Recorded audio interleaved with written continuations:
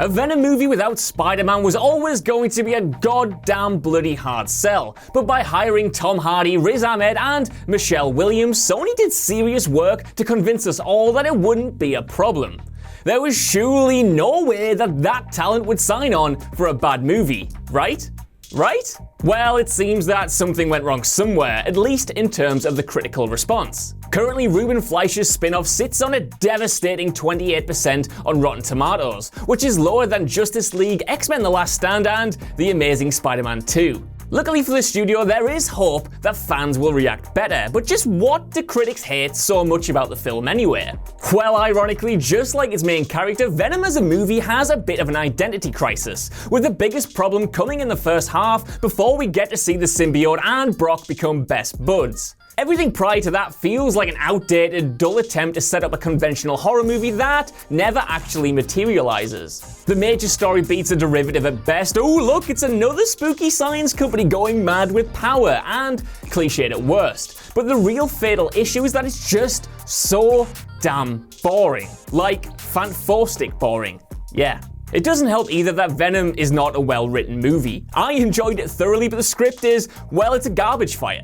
Sure, there's pleasure to be had in the dialogue between Venom and Brock, but most of the characters are bland and forced to spout rote exposition and given motivations that flip-flop more than the current state of Fox's Gambit movie. Brock himself is painted as an idiot, and most of the time Michelle Williams is a mere vehicle for the narrative. Seriously, in the second half she literally drives Eddie from plot point to plot point. And Riz Ahmed's sub-Elon Musk villain is practically from an entirely different movie altogether. The overriding feeling is that the script needed a lot more work, or maybe just a second draft. Likewise, as several of the more scathing reviews have pointed out, the action in Venom leaves a lot to be desired. The effects are mostly brilliant, surprisingly, but aside from the first time we see Venom really taking hold of Eddie for a fight, any directing flair is obliterated by the framing of heavy-duty effects work. Even being able to make the anti-hero out during these battles can often be difficult. Worst of all, the climax that we're sold as the fight to end all fights is over so quick. It's cool, but it's finished in like 5 minutes. Story of my life, I know. Bafflingly, a lot of the reviews out there also seem to suggest that their writers didn't know whether they were supposed to be laughing at Venom or not. The thing is, they absolutely were, because the script has a real comedic streak and Tom Hardy's performance is hilarious. Venom calling Eddie a pussy for not jumping out a window? Funny.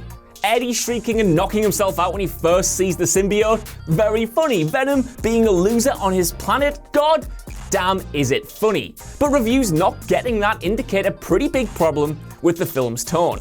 Potentially the biggest problem with Venom that's destabilized expectations and undoubtedly impacted the critical reception, though, is that the trailers teased an R-rated body shock horror movie. But it's not that. It's not even close to being that. The best thing you can do then as a fan is to reject all those expectations and go in with as clear a mind as possible. Don't think of it as a horror. Don't think about it as a competitor to the MCU. Hell, don't even listen to what the cast and crew are saying. Just know that Venom is a big ball of fun when it gets going, particularly Tom Hardy's excellent odd performance as the hulking banter hound and his out-of-his-depth human host. If nothing else, that alone is worth the ticket price.